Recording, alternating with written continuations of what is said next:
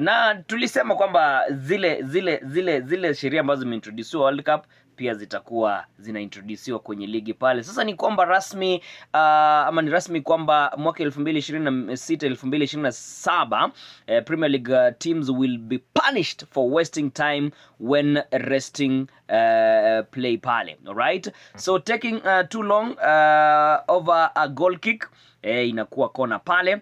Aya, alafu pia taking too long over a throw in, timu nyingine hiyo the opponent inapewa chance ya kufanya ya kuthrow ile mpira ama kuthrow in pale.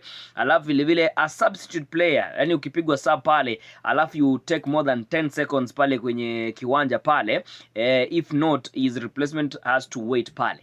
Unafaa kuchukua sekunde 10. Ukizidisha sekunde 10, hiyo replacement yako ball inaendelea, replacement yako itangoja pale. So haraka yako ndio mwenzako aingie pale. Sijui timu gani mnaona itakuwa ina kuna timu imezoea hizi mambo ya kudelay tactics pale. Itakuwa punished. Itakuwa punished pale.